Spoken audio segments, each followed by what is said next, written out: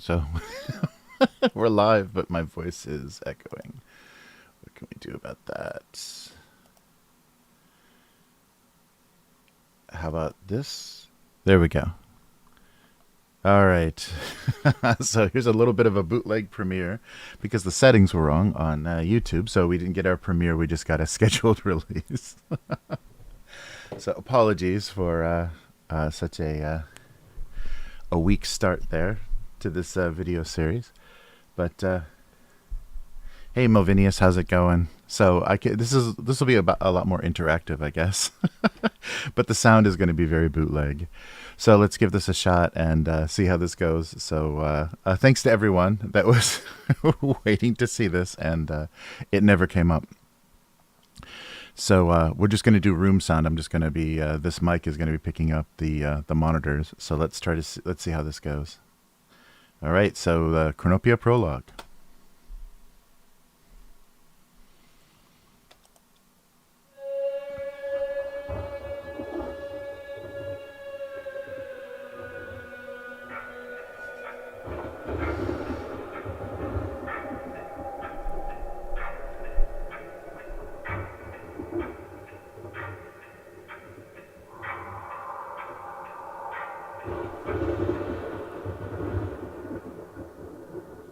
It is a dark time.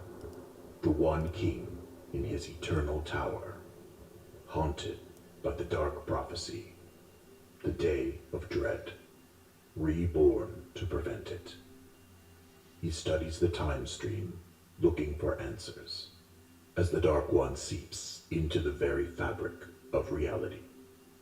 His devout armies surge, the slain rising from the dead.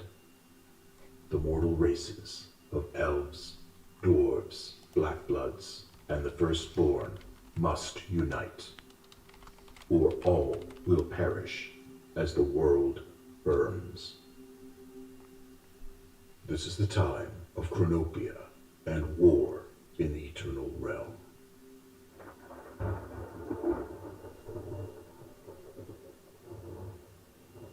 Centuries ago, the one king of the mortal race of humans was born. He united the Firstborn tribes, and with his armies tamed the wildlands to create the Firstborn kingdom. All human tribes united, except one.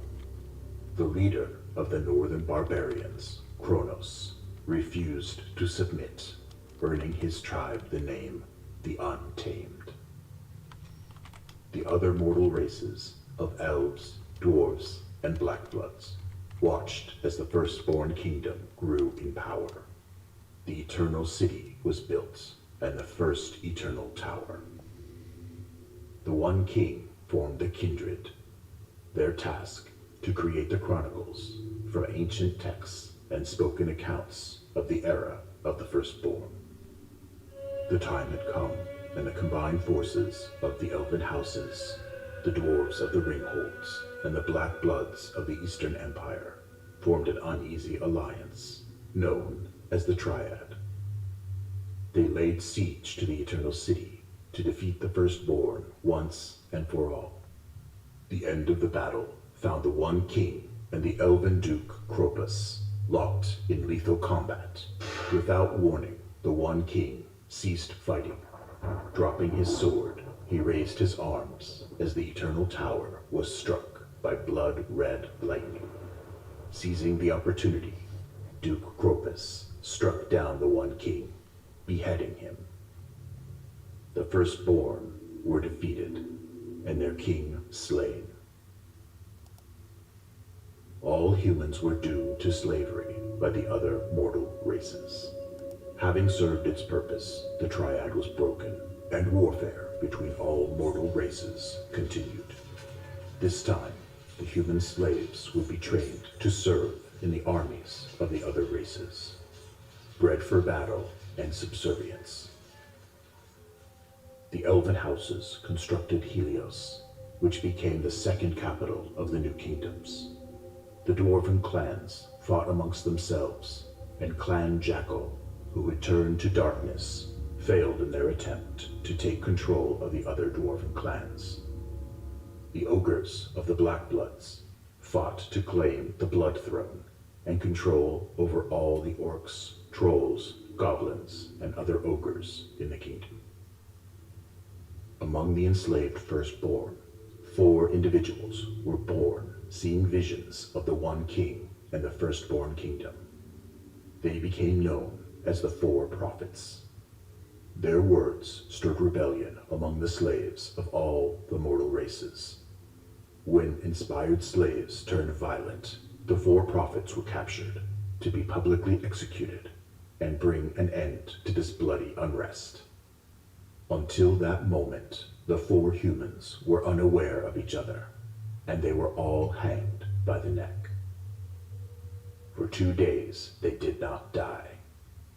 A blackness fell over the kingdom, and in the dark, the bodies of the prophets disappeared. During this time of blackness, a pregnant firstborn slave had escaped her elven masters. She was killed by slave trackers, but her infant son survived and was found by the Untamed, now known as the Sons of Kronos. The child was taken to the northern lands. The 4 prophets, having escaped execution, returned to their followers and began preaching the return of the One King. This rumor distressed the elven houses, and they initiated the culling, the execution of all unborn males among the firstborn slaves. But it was too late. The rescued infant grew up among the northern barbarians, escaping the culling. In his 8th year, he began to remember who he truly was. The High King of the Untamed himself made him a master of blades, and by his 14th year, the boy had killed many enemies. The Untamed named him the Vengeful. The word began to spread of the One King's return from the north, and rebellion once again grew, led by the 4 prophets. Survivors of the defeated Jackal clan of the Dwarves sought revenge. They offered their souls to the Dark One. In return, the Dark Lord gave them the power to destroy the other dwarven clans. The Wilding. Raw, untapped magical energies were set loose among the ringholds of the dwarven clans. To protect their people, the living god leaders of the dwarves used their bodies to shield the clans from the powerful energies.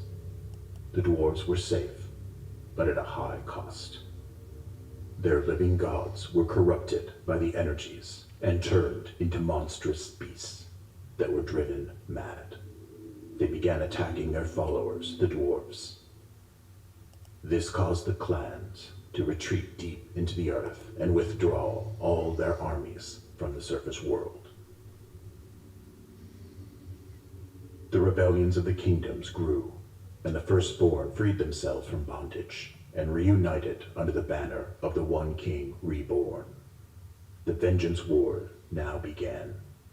The One King trained gifted Firstborn in the manipulation of time itself and created the Chronomancers. Without the dwarves, the former power of the Triad was broken, and the Ogre Emperor of the Black Bloods decided to remain neutral in the Vengeance War against the Elves. The One King defeated Duke Kratos of the Elves, beheading him as had been done to him 2 centuries ago. Raising the severed elf head, he revealed himself to the entire kingdom as truly the One King Reborn. The Vengeance War ended with the treaties signed by all the mortal races on the ruins of the Eternal City, capital of the First Kingdom. A new city was built. It was called Chronopia. But the return of the One King also meant something else. An even greater darkness was coming. The peace did not last long, as infighting among elven houses turned deadly. In the elven house of Helios, the assassination of Duke Helios was committed by his own power-hungry bastard son and half-sister.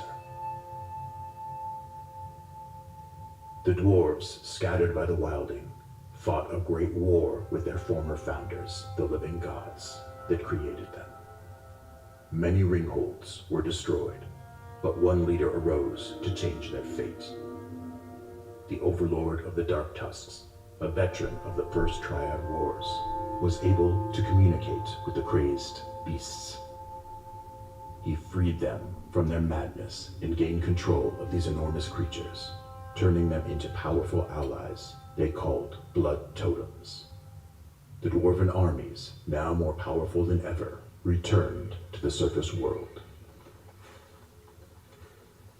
In this time of chaos, even among the Firstborn, there was discontent. The One King continued to expand the power of his kingdom, but the four prophets, who had prepared the Firstborn for his return, felt betrayed. He had refused to share his power of controlling time with them. The One King divided his new kingdom into 7 lands, each ruled by a prince from the battle elites ruling from the 7 towers. The prophets left the capital city and traveled these lands. They began hearing words of betrayal and discontent among the Firstborn. This new kingdom had only exchanged one set of chains for another. Maybe the prophets had been wrong. Maybe this was a false king. In the caverns below the Firstborn cities, groups of unbelievers began to meet. They called themselves the Devout and begged the 4 prophets to free them from the tyranny of this great betrayer and false king. The Devout knew they would be powerless against the One King's Iron Guard and Chronomancers. They needed a great power to assist them, and turned to the Dark World for help. Studying ancient texts, they were able to raise the Dark One from the pit. At midnight, 5,000 of the Devout followers were sacrificed, and the Dark One's favor was secured. Black lightning flashed, and the prophets smiled as the skies rained blood. The Dark One had returned. The time of the darkening and the great betrayal had begun. Distracted by war with the Dwarven Dragon clan, the One King had been drawn away from the capital. He saw a vision of the Dark One sitting on his throne and the kingdom in flames. The One King clutched his chest and collapsed, falling from his horse. He was taken by one of his chronomancers to recover his strength. The Devout began marching on the capital city, their numbers growing as they marched, led by the 4 prophets and their newly acquired arcane magic. They grabbed a lowly peasant from one of the villages, and with their powers anointed him as their One King. Cries to take the throne of Chronopia gathered more Devout to them. Firstborn slaughtered Firstborn as the battle for the capital continued and the One King did not arrive. Rumors of his death began to spread. Chronopia fell to the Devout, and their false king sat on its throne. As word of the Devout victory reached the One King, there was steel in his eyes. Standing, he slit the palm of his hand and swore on the blood of his ancestors that he would punish this betrayal. Having regained his strength, the One King rode to Chronopia, calling his armies to him. By the time he arrived at the walls of the capital city, having assembled the largest army ever seen in the kingdom, the One King found his way into the royal palace and slayed the usurper. Bloody retribution followed as the Devout were slaughtered and their temples to the Dark One destroyed. The judges of the 7 towers were established by the One King to root out all threats to the Firstborn. The 4 prophets were brought before him. Making the gravest mistake of his entire reign, the One King allowed them to live. They were banished from the Firstborn kingdom forever. The 4 prophets made silent curses against the One King as they were led out of the capital city. The remnants of the Dwarven Jackal clan took them in, as they were also in league with the Dark One. In the High Hall, of the Jackal Clan overlord. Their blood totems screamed for flesh, and together with the exiled prophets, they began spreading the darkness across the entire world. In those filthy underground halls, the Devout regained their strength and made offerings to the Dark One for darker powers. The armies of the Devout began to twist with these dark energies into foul, ravenous creatures. They plotted their day of vengeance and waited. When their rituals were complete, they rode out from the stronghold with the Jackal Clan joining them. The four, now dark prophets, divided the Devout armies between them and traveled to the four corners of the world to build black citadels and give their final offering. Terrible sacrifices were made to the Dark Lord, and a vortex to the Dusk Realm was opened. Through this portal and into the mortal world came terrifying demonic creatures to strengthen the Devout armies. The Lord of the Pit even gave the Dark Prophets the power of necromancy. Now, the fallen remains of their enemies would be animated and brought into the service of the Dark One. On the Day of Dread, it happened. Elven cities, dwarven holds, and dark blood outposts were attacked at dawn by the Devout and their skeletal armies of the Risen.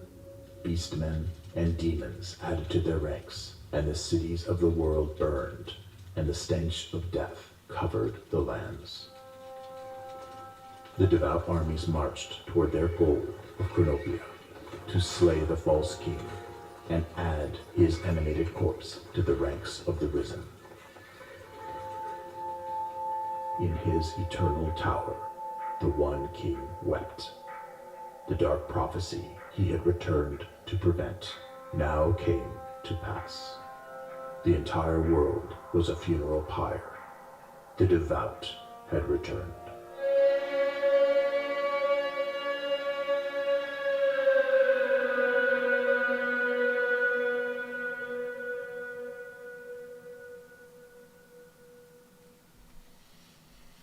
All right, thanks for watching. And thank you to the patrons. So everybody that helped make this possible on Patreon, and members also on YouTube. So this was a bit of a bootleg a bootleg premiere because the premiere wasn't set up right on YouTube. So I just wanted to get online and thank everybody for making this possible. And also the audio, of course, was just in the room. So yeah, we'll do something about that in the future. Yeah, so this will be the beginning of the lore series for Chronopia, and we'll see how this goes. And of course, there's a re-release of the game coming out, so the lore is going to be expanded, and there'll probably be some different takes and things on it. So this is the prologue according to the first edition of the game, what was in the rule books. Not quite the Excelsior books, but the original Target games. So Chronopia, and of course, yes, rights go to we don't own any of the rights to anything. This is just a fan lore video, and yeah, we really enjoy making these. So oh hey, thank you so much, Joe. We didn't get a did the widget do its thing? I'm sorry, I didn't see that. There it goes. Thank you, Joe. Appreciated. Yes, very dark stuff. Yeah, thanks. Well, thanks for hanging out. And I guess we won't. Let's just go back for some still frames. Yeah, so I thought that would be a way to take a look at this a little bit more together.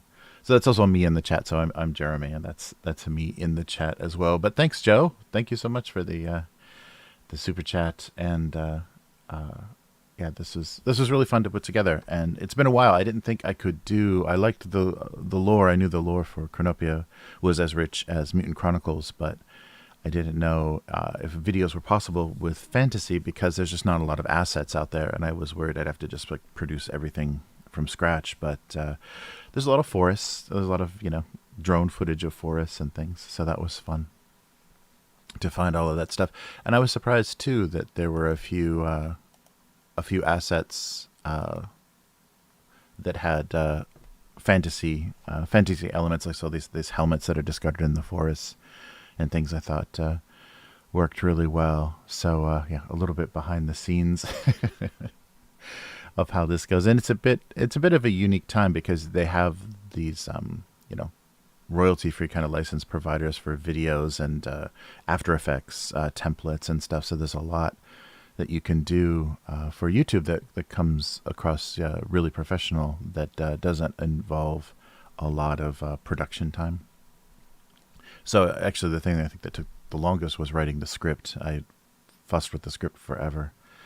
But nice. Nice helmet, huh? Yes, the Sons of Kronos. I was trying to figure out a way to portray barbarians of the North, and that was the closest thing that I could find. Yeah, so everything is kind of an approximation, and a lot of people have said, but even with the Mutant Chronicles series, that they just listen to them anyhow. So all this work I do on the visuals doesn't matter because most people just listen to them. But it's a good thing. I guess I should put them out on RSS then as well. I should probably put them out on the podcast feed. But it's fun to have some kind of visual reference, even if it's a little abstract or even if it's just, a forest shot. But yeah, it's fun stuff. Yeah, so I completely screwed up that premiere, so sorry about that. Those are always fun. And of course it helps in YouTube. It gets the video launched and seen a lot more. So it just kind of flopped out as a scheduled release. Oh, man. Oh, nice. Yeah, they did the main book and then a few expansions to expand the dwarves, and then there was an expansion that gave us swamp goblins and the it's like a dinosaur, Stygians. The Stygians are kind of like lizard men. And so hopefully those will all be coming in the new game. If it's successful enough and gets enough support, they're going to keep expanding the realm, because it started off with the map of the known world and then extends to these islands, and then that's where we get the new factions. So hopefully. And the funny thing is, this was also a setting for Swedish Dungeons and Dragons. The Demons and Dragons, or Dragons and Demons, Swedish role-playing game based on D&D, but I think using basic roleplay. And there is a ton of lore. There's a ton of books, but it's all in Swedish. It's never been localized to the U.S. So I'm curious if all those rights are tied up, if that's the same company, or if those would be different companies that actually own that and produce that. Because I know the Hero Signatures, or what used to be Paradox, owns all the rights to Mutant Chronicles and Chronopia, but I wonder what the status of those all that source was for the RPG, because that would be even more fun lore. I should go through and see if some of those will auto-translate well. Because that would be fun. That goes, because there's they go into the Elven cities and development. So this is kind of early history. This is the early clash that sets up the war game. So by the end of this video, that's the setting, similar to kind of the Dark Legion period in Mutant Chronicles. This is the setting where the game starts. So you've already put all the pieces in motion, and you know where the grudges come from. Like the king was killed, so the humans hate the elves, and so this is what sets up all the animosities, and also gives the dwarves their giant monster units and stuff. So thanks everyone for watching. I thought I'd just jump on and do a quick a quick premiere. What the hell? Yeah, and it was like it literally was seconds. As soon as I noticed, that it's not set for a premiere, it's just going to launch, I went to click the little checkbox that basically makes it a premiere, and by the time I did that, it had already released. It had already gone public. So unless I delete it, re-upload it, and set the premiere, there's not going to be a premiere. So again, more technical nonsense. But yeah, thanks everyone, and I'll put a link to the actual video, to this video, in the description of this live stream. So thank you for watching, and thanks again for the donation, Joe. And we will keep working on this series, because there's a lot of specifics on all the factions, and I really want to see the game as the rule book and everything gets closer. We're going to get the real lore for the second edition, so that should be fun. Nice. All right. Well, thanks. Yeah, thanks for watching. And Melvinius and Joe, thanks for hanging out in the chat with me. And I'll put the link to the actual video in here, and more to come. And so Warzone is, so there is no more RPG for Mutant Chronicles. That license was lost, and then Warzone was canceled as far as Kickstarter. So we'll keep at the Mutant Chronicles lore, but it's a shame that there's nothing to be supporting right now. All right, so thanks for joining me, and we'll hopefully do better premieres in the future, and not this bootleg bad audio stuff. And yes, I will set up a mixer on this computer so I can control levels internally instead of having to record off of speakers. But take care, everyone, and thanks for watching. See you again soon. Goodbye.